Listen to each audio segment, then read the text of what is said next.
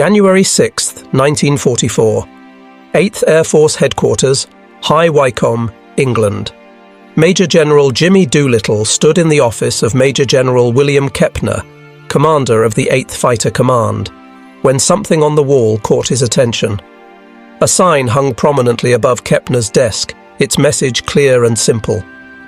The first duty of 8th Air Force fighters is to bring the bombers back alive. Doolittle read it twice, then turned to Kepner. "That sign needs to come down," he said quietly. "It is wrong." Within hours, a new sign replaced it.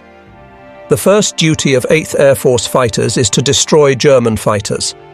This moment would mark one of the most consequential tactical decisions of World War II, a complete reversal of fighter doctrine that would shatter the Luftwaffe within weeks. What bomber crews initially called suicide, and what some commanders labelled reckless, would prove to be the strategic masterstroke that won air supremacy over Europe. The mathematics of aerial warfare were about to be rewritten, not through technological innovation alone, but through one general's willingness to sacrifice doctrine for results. The crisis had been building for months. On October 14, 1943, 291 American B-17 bombers launched the second raid on Schweinfurt, deep in the heart of Germany. The target was critical: ball-bearing plants that produced components essential for German war production. The Americans reached the target and dropped their bombs with devastating accuracy. But the cost was catastrophic. 60 bombers failed to return. Another 17 were damaged beyond repair. 600 men, dead or missing in a single afternoon. American bomber crews faced odds that made completing a required 25-mission tour statistically unlikely. During the worst periods of 1942 and 1943, survival rates fell to between 25% and 35%. Lieutenant Robert Morgan, pilot of the famous Memphis Belle, one of the few crews to complete their tour, wrote in his diary that night, "We are being slaughtered. The fighters turn back at the German border and we fly on alone into hell. The forts protect themselves well, but it is not enough. We need the fighters to go all the way with us, or we need to stop flying." The German fighters had developed devastatingly effective tactics. They would form up beyond the range of Allied escort fighters, then attack in mass formations. Head-on passes through bomber formations, where closing speeds exceeded 600 miles per hour, gave American gunners mere seconds to react. Fighters equipped with 30mm cannons and air-to-air rockets could destroy a B-17 with a single hit. The problem was simple. American escort fighters, P-38s and P-47 Thunderbolts, lacked the range to accompany bombers to distant targets. Over Schweinfurt, the escorts had turned back 300 miles from the target. The bombers continued alone, fighting for their lives against German fighters that could attack with impunity. General Henry Arnold, commanding general of the United States Army Air Forces, issued an ultimatum in December 1943. Unless the German Air Force is destroyed, Operation Overlord, the planned invasion of Normandy, cannot proceed. American bombers cannot continue to sustain such losses. Find a solution or the strategic bombing campaign ends. The solution arrived in November 1943, in the form of a sleek silver fighter that would change everything. The North American P-51 Mustang, powered by a Packard-built Rolls-Royce Merlin engine producing 1,695 horsepower at war emergency power, possessed capabilities that seemed almost impossible. With drop tanks, the Mustang could escort bombers 1,600 miles to any target in Germany and back. It cruised at 437 miles per hour, faster than any German fighter. At altitude, where the thin air challenged most engines, the Mustang's two-stage supercharged Merlin thrived. The fighter could reach 41,000 feet and fight effectively at heights where Messerschmitts and Focke-Wulfs struggled. Captain Chuck Yeager, flying P-51s with the 357th Fighter Group, described the aircraft's impact in his combat report. "The P-51 is faster, climbs better, and turns tighter than anything the Germans have. For the first time, We have an aircraft that can go anywhere the bombers go and fight when we get there. This changes everything. But having the range to escort bombers all the way to target was only half the solution. The tactical employment of those escorts would determine victory or defeat. Under the previous doctrine, fighters flew in tight formation around bomber streams, staying within sight of their charges at all times.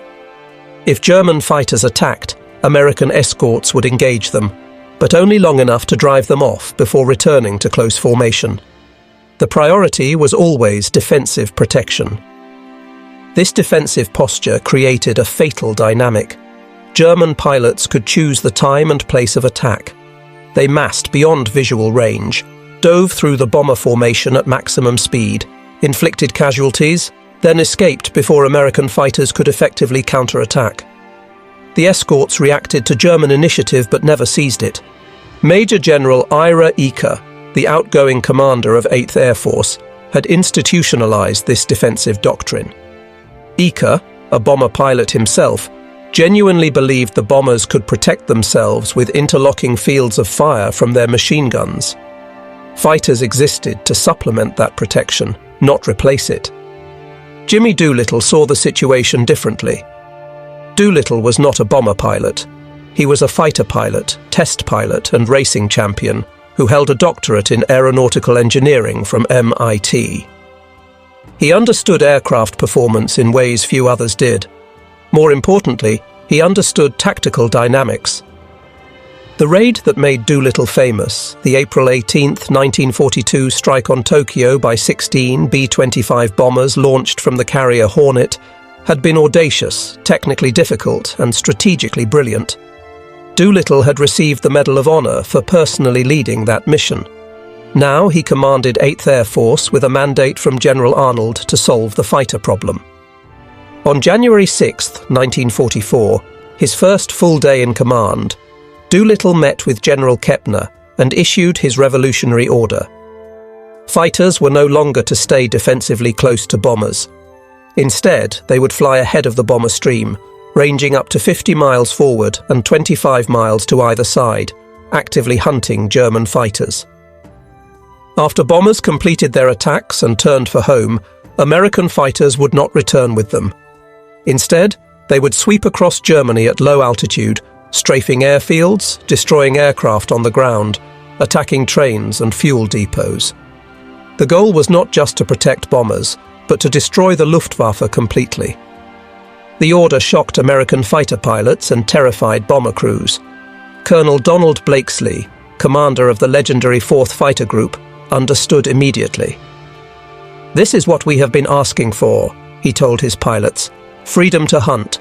We are no longer shepherds guarding sheep, we are wolves." But Lieutenant Colonel Jim Howard, operations officer of the 354th Fighter Group, captured the bomber crew's perspective. "The men flying the forts and liberators think we are abandoning them. They believe fighters leaving them alone to hunt Germans elsewhere is insanity. They do not understand that killing German fighters before they reach the bombers is better protection than shooting them down after they attack." The bomber crew's fears were not irrational. They had survived missions only because fighters stayed close, driving off attackers. Now those fighters would disappear over the horizon, leaving bombers apparently defenseless. Many crews believed Doolittle's order was a death sentence written by a general who did not understand their war. The German reaction to the new American tactics would validate or condemn Doolittle's gamble. For the Luftwaffe, the winter of 1943–44 had seemed like approaching victory in the air war. Despite 3 years of Allied bombing, German fighter production had actually increased. Messerschmitt and Focke-Wulf factories delivered over 1,000 fighters monthly. German pilots had developed effective tactics against American formations. The heavily armed Sturmbock, Focke-Wulf 190 fighters carrying heavy cannons in underwing pods, could destroy bombers with a single attack run.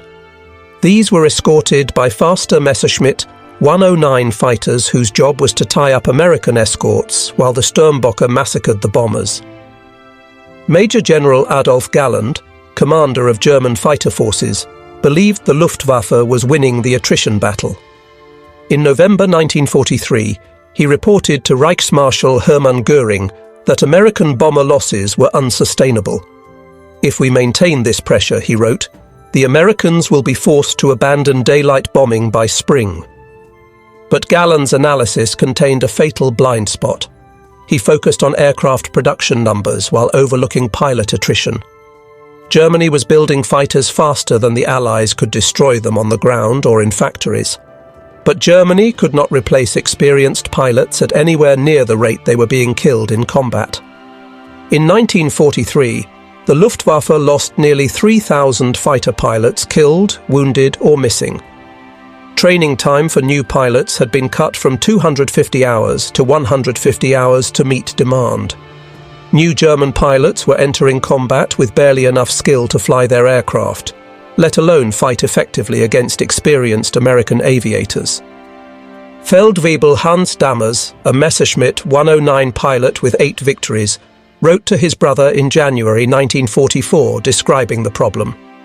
The new pilots last 3, maybe 4 missions before they are killed. They do not know how to dogfight. They cannot work with their wingmen. They freeze when attacked. We veterans must protect them while also fighting the Americans. It is becoming impossible. The weather in early 1944 delayed the test of Doolittle's new tactics. Winter storms grounded bombers for days at a time. But on January 29th, when over 800 bombers launched against Frankfurt, the new American fighter tactics debuted.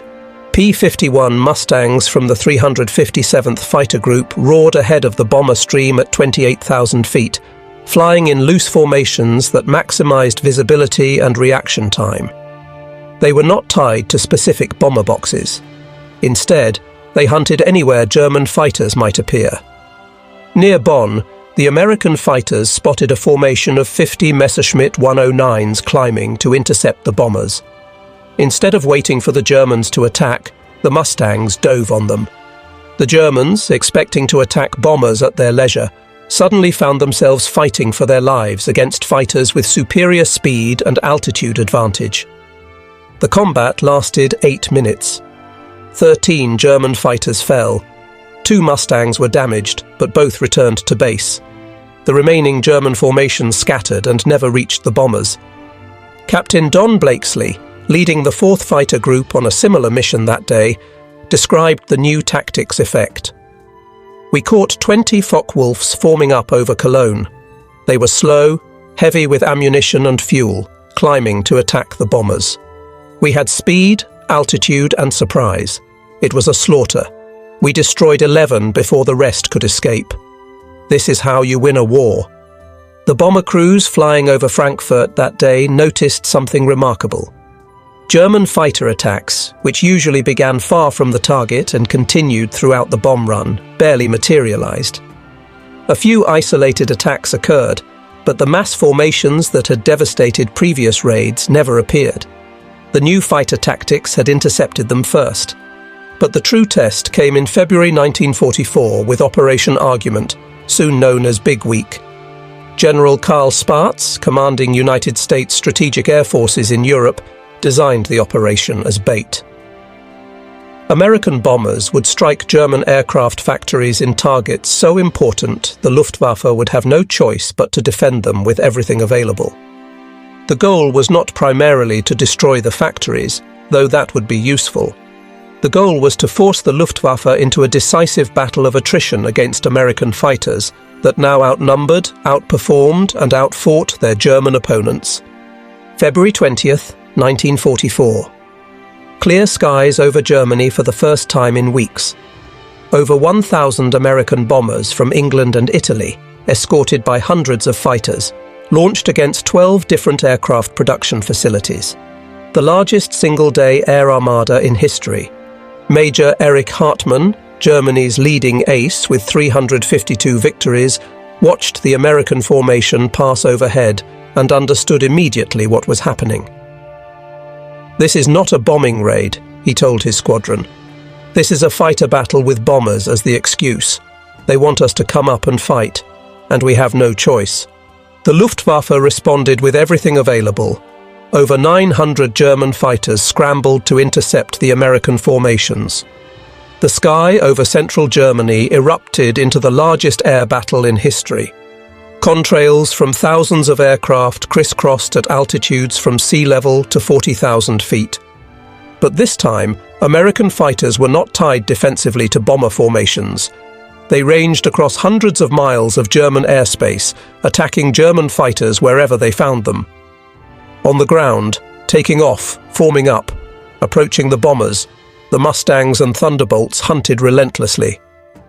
Lieutenant Urban Drew of the 361st Fighter Group encountered a formation of Messerschmitt 262 jets, Germany's revolutionary new fighter, taking off from an airfield near Leipzig. The jets were fast and deadly once airborne. But taking off, they were vulnerable. Drew dove from 30,000 feet, screaming through flak, and opened fire on the lead jet as it lifted off the runway. The jet exploded. He destroyed a second jet before it could gain speed. The other jets scattered. Drew's combat report became legendary. The jets are dangerous in the air, but they must take off and land like any aircraft.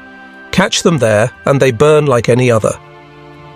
The first day of Big Week cost the Americans 21 bombers and 4 fighters. By the standards of Schweinfurt 3 months earlier, this was a miracle. But German losses were catastrophic. Over 50 fighters destroyed, more critically, 38 pilots killed or seriously wounded. For the next 5 days, whenever weather permitted, the attacks continued. American bombers struck Regensburg, Brunswick, Schweinfurt again, Gotha, Augsburg. Each raid brought hundreds of bombers and fighters. Each raid forced the Luftwaffe to respond. Each raid cost Germany fighters and pilots it could not replace. Major Heinz Baer, a German ace with over 220 victories, described the impossible situation in his diary. "We shoot down bombers, but the fighters are everywhere. We form up and they attack us before we can attack. We land to refuel and they strafe the airfield. We take off and they are waiting. There is no escape. For every bomber we destroy, we lose 2 fighters and pilots." By February 25th, when Big Week concluded, the statistics told the story. American losses: 226 heavy bombers, 28 escort fighters, approximately 2,600 casualties. These were serious losses, but American production and training replaced them within a month. German losses: over 350 fighters destroyed, another 90 damaged beyond repair. More devastating, the Luftwaffe lost nearly 100 pilots killed, over 50 seriously wounded. These pilots averaged over 3 years of combat experience. They were irreplaceable. Lieutenant Colonel Herbert Ehlefeld, commander of a Jagdwaffe fighter wing, wrote in his report to Galland, "We are losing the most experienced men. The new pilots cannot survive against the American fighters. Within 3 months we will have aircraft, but no one capable of flying them in combat." But Doolittle's strategy extended beyond air combat. The second phase of his directive, strafing attacks on German airfields and infrastructure, proved equally devastating. Every day, as American fighters returned from escort missions, they would drop to low altitude and attack targets of opportunity across Germany. Airfields suffered particularly heavy damage. Fighters parked in the open, aircraft in maintenance, fuel trucks, hangars, all became targets. German pilots described returning from combat missions to find their home airfields under attack, forced to divert to alternate bases or land amid strafing runs. Major Gunther Roll, a Luftwaffe ace with 275 victories, described the psychological impact. "We used to feel safe on our own airfields. Now nowhere is safe." The Americans attack morning, noon, and evening. Pilots survive combat only to die on the ground. Mechanics are killed servicing aircraft. Fuel trucks explode.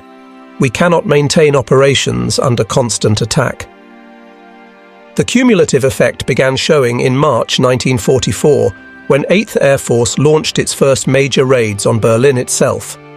On March 6th, 730 bombers escorted by 800 fighters struck the German capital. The symbolic and strategic importance of Berlin meant the Luftwaffe had to respond with maximum effort. They did. Over 150 German fighters engaged the American formations. The resulting battle raged across hundreds of miles as fighters clashed while bombers pressed toward their targets. When the tally was complete, the Americans had lost 69 bombers and 11 fighters. The Germans lost 160 aircraft destroyed and another 50 damaged. The pilot casualties were staggering. Nearly 70 experienced fighter pilots killed or wounded in a single day. For the Luftwaffe, it was a disaster from which recovery was impossible.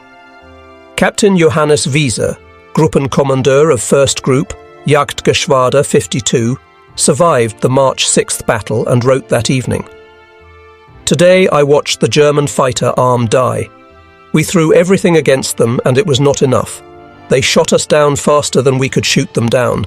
Their losses are temporary, ours are permanent. The war is lost." Between January and May 1944, the cumulative attrition became unsurvivable for the Luftwaffe. German fighter pilot losses exceeded 1,000 men killed, wounded or missing. This represented nearly 1/4 of all fighter pilots available at the start of the period. More critically, the losses fell heaviest on the most experienced pilots. The veterans, the men with dozens or hundreds of victories, the squadron and group commanders, the instructors, were systematically killed. They died because they were the most aggressive, because they led from the front, because they tried to protect the inexperienced newcomers. 28 German aces with over 30 kills died between January and May. 8 aces with over 100 kills were killed or captured. Each of these men represented years of training and combat experience. Each was literally irreplaceable. The training pipeline could not keep pace. In 1944, Germany graduated 29,000 new fighter pilots, but training time had fallen to just 110 hours total flight time by mid-year, with some late war pilots receiving as little as 50 hours. American pilots in the same period received over 450 hours of training, including 250 hours in their combat aircraft. Major Hans Philipp, a German ace with 206 victories, described the new pilot situation in his final letter home before being killed in action in October 1943. The boys arrive at the squadron unable to fly formation properly. They do not understand tactical principles. They panic under fire. In combat with experienced American pilots flying superior aircraft, they survive 1, maybe 2 missions. Then they die. We cannot teach them fast enough. There is no time. The disparity in aircraft production told another part of the story. In the first 6 months of 1944, American factories produced over 22,000 fighter aircraft. German factories, despite dispersal efforts to evade bombing, produced 9,000 fighters. The numerical advantage alone was overwhelming. But the qualitative advantage made the disparity decisive. The P-51 Mustang was simply superior to the Messerschmitt 109 and Focke-Wulf 190 in most combat situations. It was faster, had better range, superior high-altitude performance, and equal or better maneuverability. Colonel Hubert Zemke, commanding the 56th Fighter Group flying P-47 Thunderbolts, noted the combined effect. "We have more fighters, better trained pilots, better tactics, and unlimited fuel and ammunition. The Germans have brave men flying good aircraft they cannot keep supplied or properly maintained. Courage cannot overcome such disadvantage forever." By April 1944, the transformation was complete. German fighter strength, measured in operational aircraft and pilots, had fallen to less than 60% of January levels. More importantly, the quality of the force had declined catastrophically. The veteran formations that had savaged bomber raids in October 1943 no longer existed. The new Luftwaffe consisted largely of inexperienced pilots flying aircraft with insufficient fuel, inadequate ammunition, and minimal maintenance. They faced American formations that grew larger and more confident with each mission. On May 8, 1944, 8th Air Force dispatched nearly 900 bombers to attack oil refineries and marshalling yards across Germany. Over 750 escort fighters accompanied them. Not a single German fighter rose to intercept. The Luftwaffe, for the first time, conceded the sky without a fight. General Galland reported to Goering that day, "The fighter force is destroyed. We have aircraft but cannot fly them for lack of fuel. We have pilots but most cannot fight effectively. The Americans attack at will. We can no longer contest their air superiority." The strategic impact became clear on June 6, 1944, D-Day. Allied air forces flew over 14,000 sorties on the first day of the invasion. Luftwaffe fighters flew fewer than 300 sorties. The disparity allowed Allied ground attack aircraft to devastate German positions, while bombers isolated the battlefield. Field Marshal Erwin Rommel, commanding German forces in France, sent an urgent message to his wife on June 10th. "The enemy has complete air superiority. Our troops cannot move in daylight without being attacked. Our supplies cannot reach the front. Without air cover, we cannot hold the invasion beaches." The transformation from October 1943 to June 1944 was staggering. 6 months earlier, the Luftwaffe had seemed capable of bleeding the American bomber offensive to death. Now they were effectively extinct as a fighting force over Western Europe. The statistics of those crucial 6 months tell the story of systematic destruction.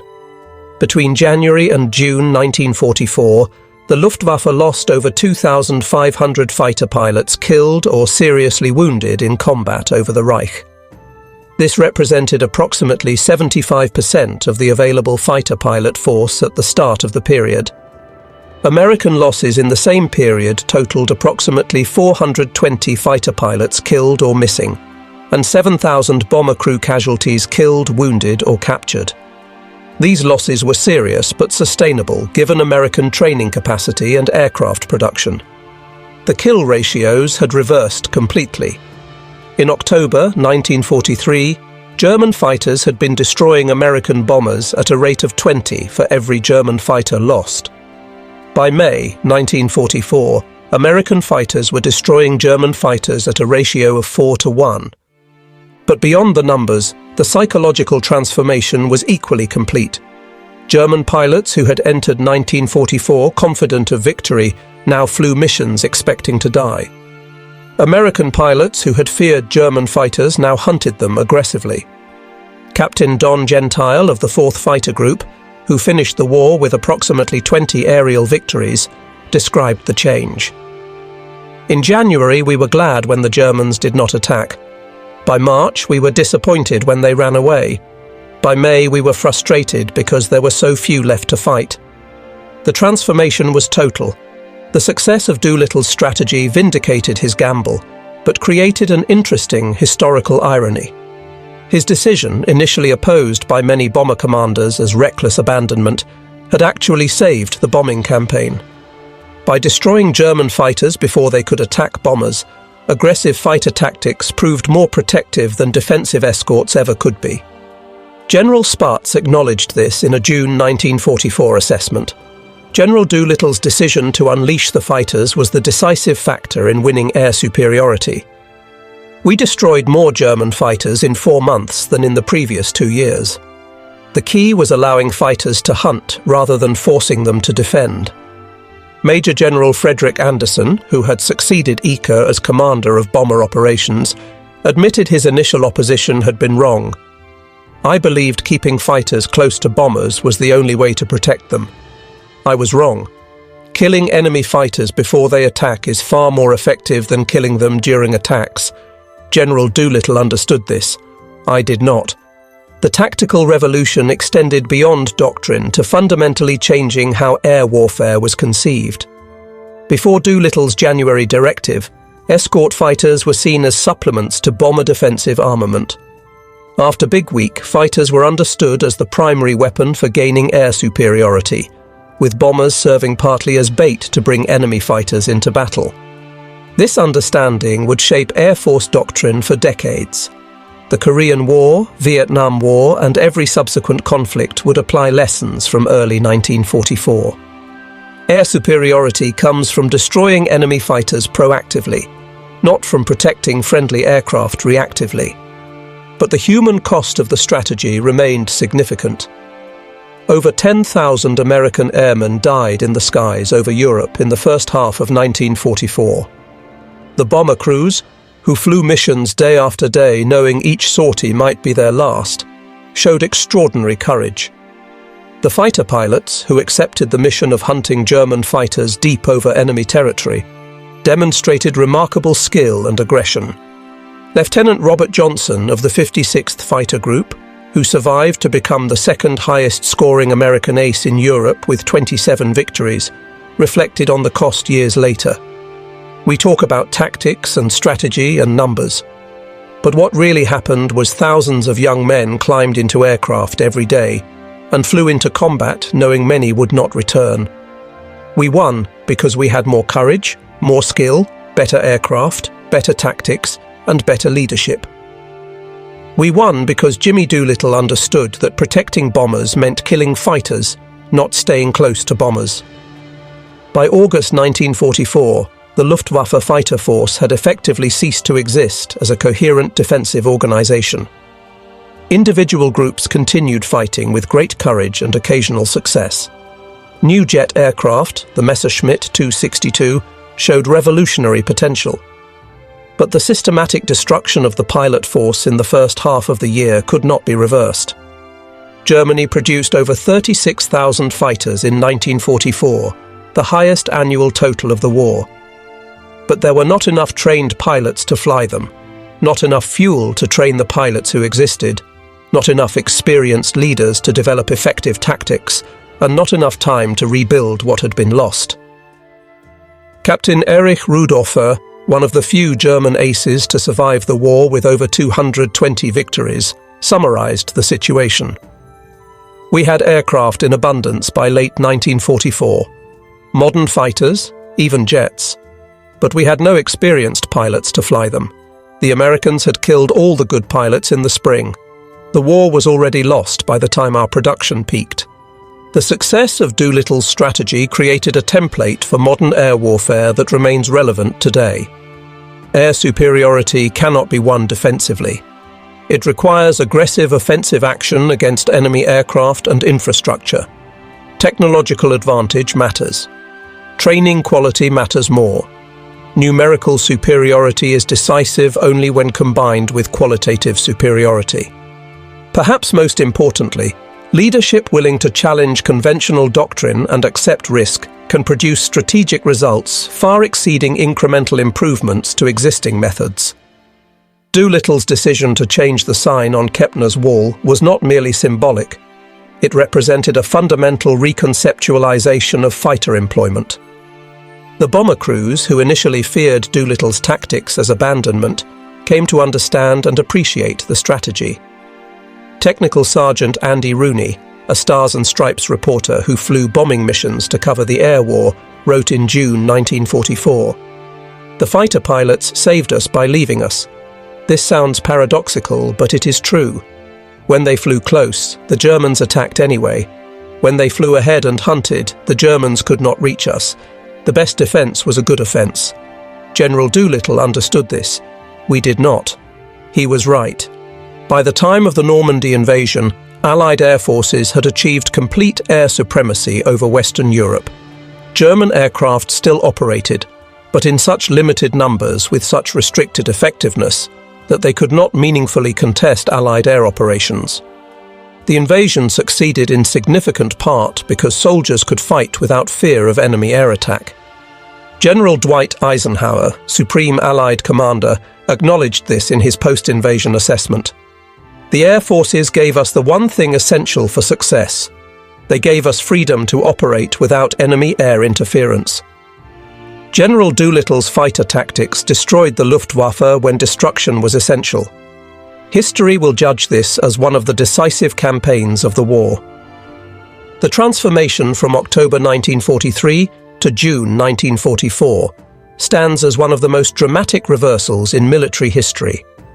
In October, the Luftwaffe was winning the battle of attrition over Germany. American bomber losses were unsustainable. The strategic bombing campaign seemed doomed. 6 months later, the Luftwaffe was shattered. American bombers flew with minimal losses, and Allied ground forces prepared to invade France under complete air cover. The change was so complete and so rapid that German commanders struggled to comprehend what had happened. General Galland, in his post-war memoirs, identified the turning point precisely. When the Americans changed their fighter tactics in January 1944, they won the air war. We could fight American bombers. We could not fight their fighters and their bombers simultaneously. Once they freed the fighters to hunt us, we were doomed. The end was simply a matter of time. The final statistics of the campaign demonstrate its overwhelming success. Between January and December 1944, the Luftwaffe lost over 4,000 fighter pilots killed in action over the Reich. American and British fighters destroyed over 11,000 German fighters in air combat and on the ground. German fighter pilot training time fell from 200 hours in 1943 to less than 100 hours by late 1944. American losses in the same period totaled approximately 750 fighter pilots and 16,000 bomber crew casualties. These were significant losses, but American training schools graduated over 35,000 new pilots in 1944, and American factories produced over 63,000 military aircraft. The kill ratio in air combat shifted decisively. In 1943, Luftwaffe fighters had achieved approximately 1.2 kills for every loss. In 1944, the ratio reversed to American fighters achieving 3.7 kills for every loss. By 1945, the ratio exceeded 7 to 1. But perhaps the most telling statistic was pilot experience levels. In January 1944, the average German fighter pilot had over 200 hours of combat experience. By January 1945, the average was under 50 hours. The Luftwaffe had not run out of aircraft or fuel, though both were scarce. It had run out of trained pilots capable of effective combat. Doolittle's controversial decision had achieved precisely what General Arnold demanded. It destroyed the Luftwaffe as an effective fighting force before the Normandy invasion. It demonstrated that aggressive offensive fighter tactics were more effective than defensive escort tactics. It proved that winning air superiority required killing enemy fighters, not merely protecting friendly bombers. The human cost was high. Over 26,000 American airmen died in the skies over Europe during World War II, more fatalities than the entire United States Marine Corps suffered in the Pacific. The 8th Air Force alone suffered over 47,000 casualties. These men achieved air superiority through courage, skill, and sacrifice. For the German fighter pilots, the campaign was catastrophic. Thousands of young men, many still teenagers, climbed into cockpits knowing survival was unlikely. They fought with courage and skill against overwhelming odds until death claimed them.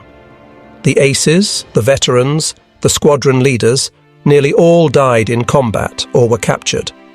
Few survived the war.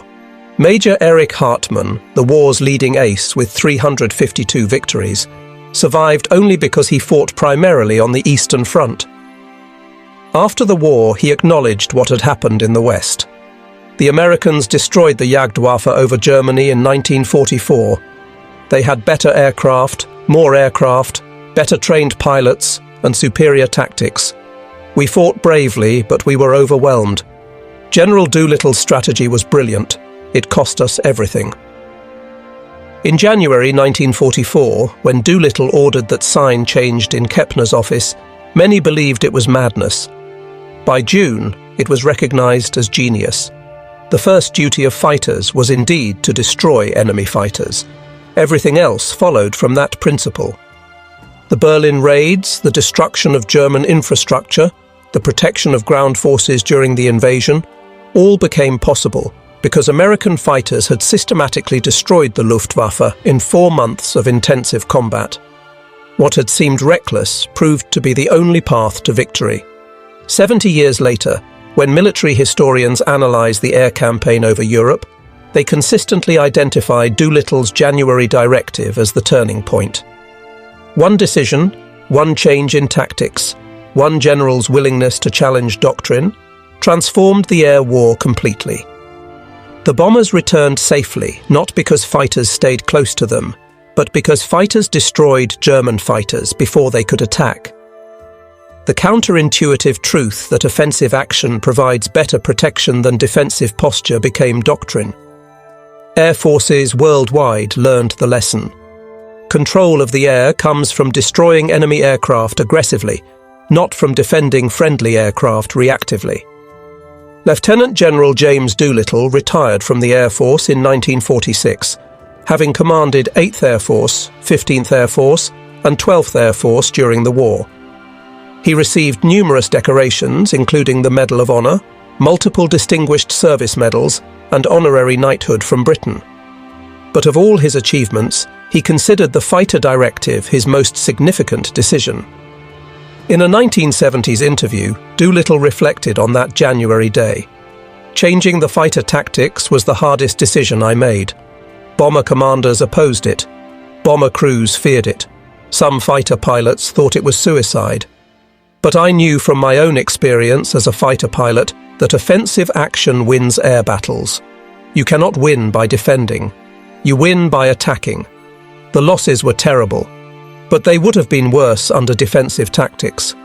We won because we accepted risk and attacked aggressively. The sign that Doolittle ordered removed from Kepner's Wall in January 1944 now resides in the National Museum of the United States Air Force in Dayton, Ohio. Next to it hangs the replacement sign. Together they tell the story of a tactical revolution that won air supremacy in Europe. For bomber crews who survived the war, many credited Doolittle's decision with their survival. They had initially opposed the change, believing fighters leaving them to hunt Germans elsewhere was abandonment. Experience taught them otherwise. The best way to protect bombers was to destroy enemy fighters before they could attack. For the Luftwaffe, Doolittle's directive was the beginning of the end. In October 1943, they had been winning the air war of attrition. 6 months later, they were destroyed as an effective force. The combination of American numerical superiority, technological advantage, training quality, and aggressive tactics proved overwhelming. The campaign from January to June 1944 demonstrates military principles that remain valid today. Offensive action defeats defensive action when both sides are roughly equal in capability. Superior training produces superior results even when outnumbered.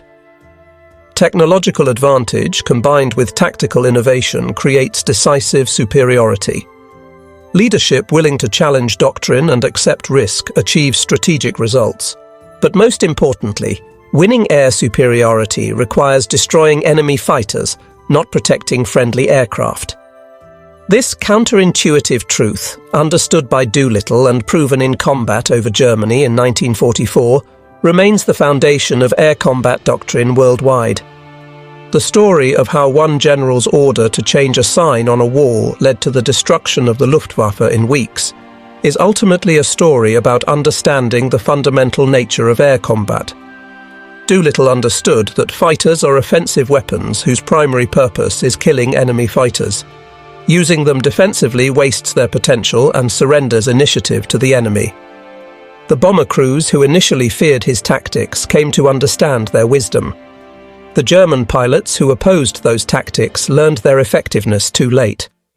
And military aviation learned lessons that would shape air warfare for generations. On June 6, 1944, when Allied forces stormed the beaches of Normandy under clear skies free of German aircraft, the success of Doolittle's strategy was complete. The Luftwaffe, which had terrorized Europe for 5 years, which had destroyed air forces from Poland to France, which had bombed London into rubble, was nowhere to be seen. American and British fighters had hunted them to extinction. A single tactical decision, a single change in doctrine, a single general's willingness to challenge conventional wisdom, had achieved what years of bombing could not. The Luftwaffe was destroyed not by attacking factories, but by attacking fighters. Not by defending bombers, but by hunting aggressively. Not by playing defensive, but by seizing the offensive. The sign came down on January 6, 1944. 6 months later, the Luftwaffe was finished. The connection between those two events is direct, measurable, and undeniable. One general's reckless strategy had destroyed the enemy air force in weeks, won air supremacy over Europe, and ensured the success of the invasion that would liberate the continent. History would judge Jimmy Doolittle's decision to change fighter tactics as one of the most consequential command decisions of World War II. Not because it was complex or technically sophisticated, but because it was fundamentally correct. The first duty of fighters is to destroy enemy fighters. Everything else follows from that simple truth.